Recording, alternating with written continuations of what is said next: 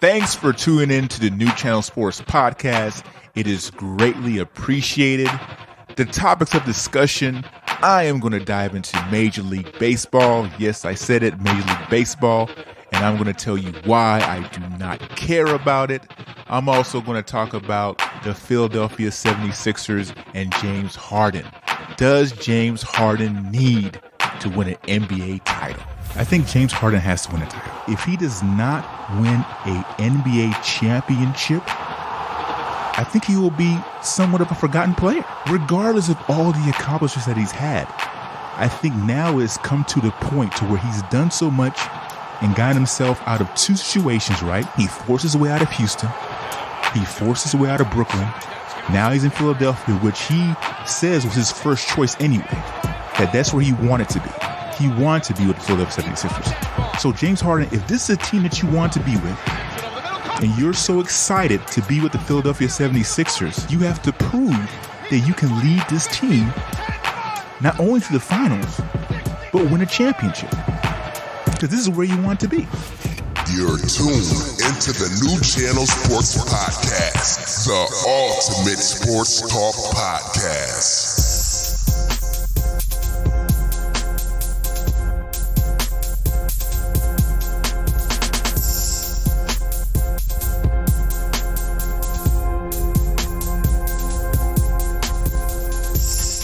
This is a New Channel Sports Podcast. My name is O.Enyi, the one and only. If this is your first time listening to this podcast, please do not hesitate to subscribe. You can do it on any major podcast platform available. You can also check us out on our website, newchannelsports.net. That's New Channel spelled Nuchannel Sports. You can also check us out on Afro 5's TV. That's where we have the New Channel Sports Show. Download that Roku app so you can see our wonderful faces there. Give us a follow on Instagram. Give us a follow on Twitter. Check us out on all the platforms. We're also on YouTube. Haven't really done a lot there lately, but we're going to get some stuff back in the works there. Like I said, my name is O.Enyi, the one and only. I am going to be your host this morning, this evening, this night, whatever time of day it is that you're listening.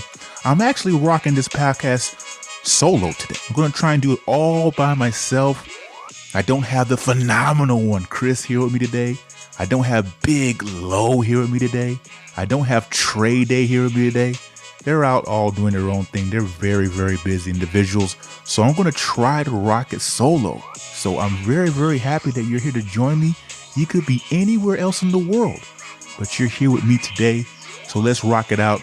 Let's start off the podcast with a brand new segment. The New Channel Sports Podcast presents Did You Know? So what this segment is all about is I'm going to give you a particular stat or, something interesting in the sports world that you may not have known. So on this segment of Did You Know, there have only been two men in NBA history that have won the Sixth Man of the Year award and the NBA MVP award. You might have an idea of who one of those NBA players are, but I think you might have trouble thinking about who the other one is. I'll give you a clue. The other one won the MVP in 1977-1978 season with the Portland Trailblazers. He averaged about 19 points a game, 13 rebounds. He had about 2.5 blocks per game, and he helped the Blazers win an NBA championship that season. He also won the Sixth Man of the Year award in 1985-1986 season while playing with the Boston Celtics. Okay, this man is Bill Walton. Bill Walton was a very, very great center in the NBA. He was one of the only two men to win an NBA MVP and an NBA Sixth Man of the Year award. Now, that other individual that I'm naming, you probably already know who that is, right? He won the NBA MVP back with the Houston Rockets, leading the league in scoring with 30 points, had about 9 assists, 5 rebounds. He was a former 3rd overall pick in the NBA. He won that MVP in the 2017-2018 2018 season with the Houston Rockets. Now, his stint with the Oklahoma City Thunder is where he won the Sixth Man of the Year. He actually helped the Thunder go to the finals. They would eventually lose to the Miami Heat. That was back in 2011, 2012, where he helped Russell Westbrook and Kevin Durant get to the finals. They would eventually lose in 5 games to the Miami Heat. They won that first game. And I thought that, oh boy, this is going to be the start of a dynasty. But the Heat would come back and win the 4 straight games, win that championship. The man I'm talking about is James Harden. So the only 2 men in NBA history to win league MVP and the Sixth Man of the Year award would be James Harden and Bill Walton. I think back in 2020, 2021, or maybe a year or so ago, Derrick Rose had the opportunity to win Sixth Man of the Year. He would have been that 3rd individual if he would have won, because he won MVP when he was at Chicago Bulls, and he had the opportunity to do that also back in, I think, the 2020 season, but he was able to do it. So the only 2 men to do it would be Bill Walton and James Harden. So that's the first time that we ever had that segment. So it was a little treat for you guys and gals listening for the Did You Know? Now, speaking of James Harden, let me get into the meat of this episode today, because I want to talk about the Philadelphia 76ers and the recent trade of James Harden to Philadelphia. He joins Joel Embiid. I've heard people call them the next Kobe and Shaq. I don't know about that. I really don't. But now they're grouped together. And I just want to tell you, if you're on this bandwagon right now, if you're riding this wave that is the Philadelphia 76ers, I want you to do that with caution. I'm not going to let James Harden fool me. I'm not going to let this Philadelphia 76er team fool me, because there are a lot of red flags and there are a lot of things that we've seen here before. It is the same movie that we've seen before, but will it have a different ending? I'm not going to be fooled by it. Let's talk about a couple individuals first before we get to James Harden. Doc Rivers. Doc Rivers is a phenomenal coach. He won a championship when he was coaching the Celtics back in the day. They had Ray Allen. They had Kevin Garnett, Paul Pierce, Rajon Rondo. They won that championship. But since then, Doc Rivers has not been able to get back to the promised land. And there have been a lot of questions around whether or not he can do it again. I don't remember the stat, but I think he's the only coach in NBA history to blow 3 different 3-1 leads in the playoffs. So that's something that I got to keep in mind there. As good as they're doing right now with this trade acquisition, the real test doesn't start for this team until the playoffs start. We can't really take any of this at face value. We just can't. We have to wait for the playoffs to start before we really start to see what this team is made of. Now, Doc Rivers, he's the coach. He has a lot to prove. And like I said, I've seen this before. Now let's go to the second phase. Let's go to Joel Embiid. Now, to Joel Embiid's defense, he has played exceptionally well in the regular season. He has been an MVP candidate for the past couple of seasons, and he's also played pretty well in the playoffs. It's not his fault that Ben Simmons did not want to play with him anymore. It's not his fault. But now he has to prove that he can win with a so-called elite player. And that's what he has in James Harden. Whether you like him or not, James Harden is an elite player. And that's who he's teamed up with now. This team, all of a sudden, everybody's calling the best team in the East. Which, hey, I'm not going to argue that. It's the regular season. But like I said, the real test comes for this Philadelphia 76er team once the playoffs start. Now let's talk about James Harden, because he's the core of all this. He is the main cog in all this. We have definitely seen this movie from James Harden before. When he was with the Rockets, and at the end of that tenure, he did not want to be a Rocket anymore. So he turned into one of the worst teammates in the history of basketball. That's funny because he calls himself one of the best teammates ever in the NBA. But during the end of that season, his teammates described his behavior as disrespectful. All right. And then after he got traded and he went to the Brooklyn Nets, he called himself an elite teammate, an elite leader. And that was upon his first arrival in Brooklyn. You have to understand, James Harden has played alongside Dwight Howard. And after that relationship didn't go so well. He's played alongside Chris Paul. Afterwards, that relationship didn't go so well either. He's played with Russell Westbrook, someone that I mentioned earlier that he played with at OKC. That relationship didn't last at all either. And then he goes to Brooklyn and he's playing with Kevin Durant.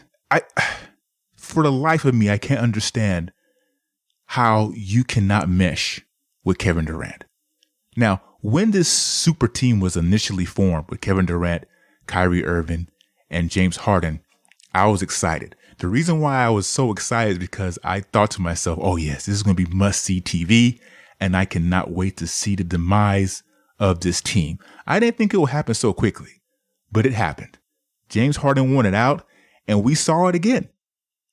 He did whatever it took to get himself out of Brooklyn so he can get what he wanted. He reported out of shape coming into training camp. He had feuds with his teammates. And then you saw the result of that with Kevin Durant at the All-Star. I guess it was the draft. Durant was there with LeBron James on the set of TNT. And it came down to James Harden and Rudy Gobert. And he decided to pick Rudy Gobert. He had had enough of James Harden. He did not even want to play with James Harden on an all-star team. You know, we already know how petty Kevin Durant can be. We've seen his feuds with Russell Westbrook. We've seen his feud with the actor guy. I can't remember his name right now. His name just, it eludes me right now. But we've seen all his little petty Twitter wars with just random people. We understand that. But we also know what James Harden is about. We have seen how he is almost aloof to what is going on around him and what the players are doing around him. So I'm warning you right now, if you're on this bandwagon for the Philadelphia 76ers, you need to just slow it down a little bit. This is just a regular season. We have to see what James Harden is able to do in the playoffs with Joel Embiid.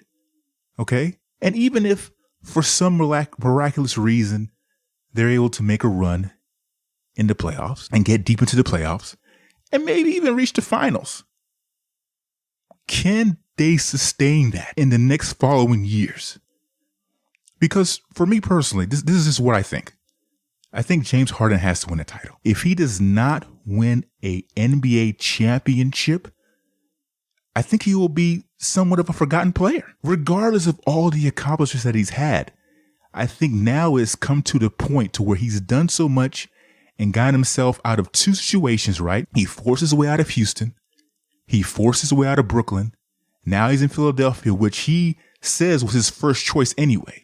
That's where he wanted to be. He wanted to be with the Philadelphia 76ers. So James Harden, if this is a team that you want to be with, and you're so excited to be with the Philadelphia 76ers, you have to prove that you can lead this team not only to the finals, but win a championship. Because this is where you want to be. I know by now everybody has seen the picture of him with his hands raised up in pure joy and just pure excitement, standing next to Joel Embiid. Because right now, like I said, I've seen this movie before.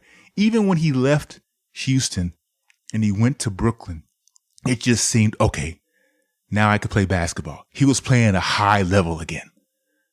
His final games in Houston, he was playing like crap. I think he averaged 20 points in his less than 20 points in his last 4 games. The worst stretch he's ever had as an NBA player. Then when he went to Brooklyn, all of a sudden, he wanted to start playing well again. Then during the end of his tenure, he's not playing so well. Now that he's in Philadelphia, the place where you want to be, he's playing lights out. Everybody is crowning Philadelphia the best team in the East. Once again, I'm going to tell you, ladies and gentlemen, just hold off a little bit on this. Let's just see what happens in the playoffs. Let's see how well James Harden, Joel Embiid, and Doc Rivers can do in the playoffs before we just say anything. Okay? Because this movie, I've seen it before. I've definitely seen it before. So let's just hold off and let's see what happens from then on out with the Philadelphia 76ers. Now we're going to come to my next topic of discussion. I'm going to go ahead and talk about something I very rarely talk about on this podcast. If you listen, I'm going to talk about Major League Baseball. Why don't I talk about Major League Baseball? Because I don't care for Major League Baseball. Of all the sports in this world, I probably care the least about Major League Baseball. If you gave me a choice right now of watching an exhibition game between the Houston Dynamo and the LA Galaxy, or to watch a regular season baseball game, I'm going to watch the exhibition game between the Houston Dynamo and the LA Galaxy. I'm sorry. I just can't do baseball. Baseball, as far as I'm concerned, they are doing everything in their power to lose any of the fans that they have right now. MLB just now canceled their games. There will be a lockout delay. Okay. There will not be an opening day for Major League Baseball. And like I said, I don't care. The only reason I give a rip about baseball is because I live in Houston and I am an Astro fan. I love me some Houston Astros. And when the playoffs start and the Astros are playing, I'm tuning in. I am. It's very exciting. But as far as rooting for any other team or just watching baseball just to watch baseball for the hell of it, that's not going to happen. Okay? It's just not going to happen. And I really don't understand what baseball is doing right now. Rob Manfred is the worst commissioner in the history of any sport. I'm just going to have to put that out there right now. As much as I don't like baseball, like I said, they're not doing too much to really gain my attention or to make me a fan. They don't know how to market their players. They don't know how to market their sport. This is an embarrassment to me. It really is. The last time I was really into baseball like that, I was watching Sammy Sosa and Mark McGwire in the home run race. I was entrenched in that. I wanted to see what happened from game to game. I wanted to see who was going to win that home run race. And when that home run race first started in 1998, it was actually a 3-player race.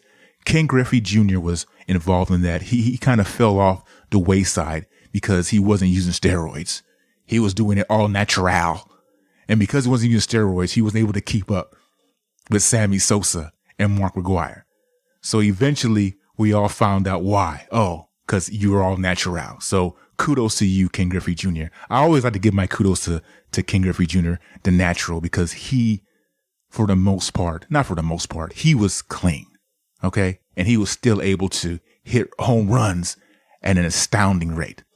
But anyway, that was the last time I watched baseball. And I've always been an Astros fan.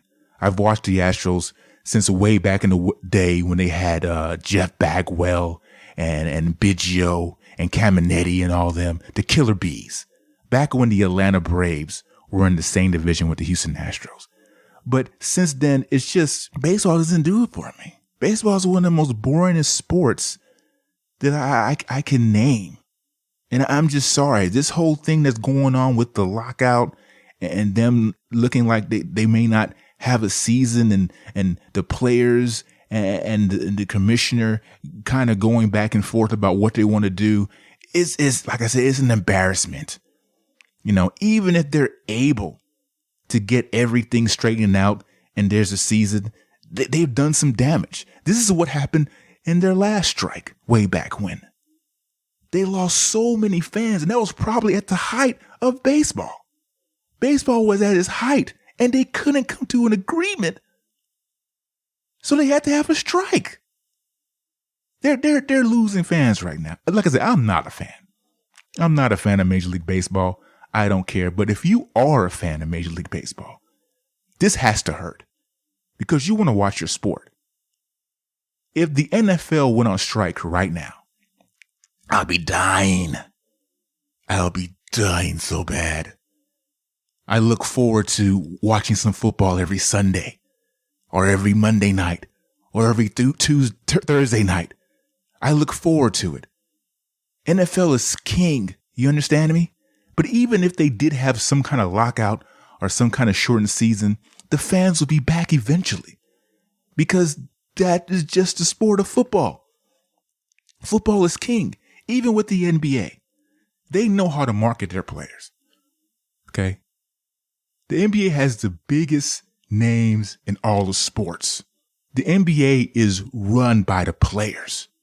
It is a player-driven league. And the NBA does whatever they can to make sure that they endorse their players. Major League Baseball doesn't do that. I know who Carlos Correa is because I'm in Houston. I know who Jose Altuve is because I'm in Houston. And I know a couple other names here and there just because I'm a sports head in general. But the regular Blow Joe does not know a lot of baseball players. Besides for the ones that might be in their city, if that. You have to be a die-hard baseball fan to really know the names of the players on baseball teams. Baseball is doing a terrible, horrible job in marketing their sport, promoting their sport, and they're going to pay big time for it. Especially if this little lockout or strike or whatever continues to go on and on, they're going to be in some big trouble. I could care less about baseball, and now with all this going on, I might just really not care, not give a rip whatsoever. And that's just going to be a sad situation. But anyway, I just had to rock this podcast solo today because I need to get those issues off my chest. My name is O.Enyi. If this is the first time you're listening to this podcast, please subscribe. You can do it on any major podcast platform available. Check us out on YouTube. Check out the New Channel Sports Show on Afro Vibes TV. Download that Roku app. Go ahead and follow us on Instagram and follow us on Twitter.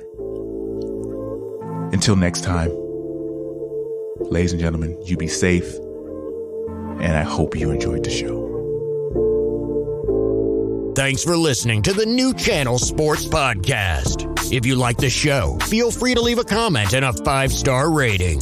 Your support is very much appreciated.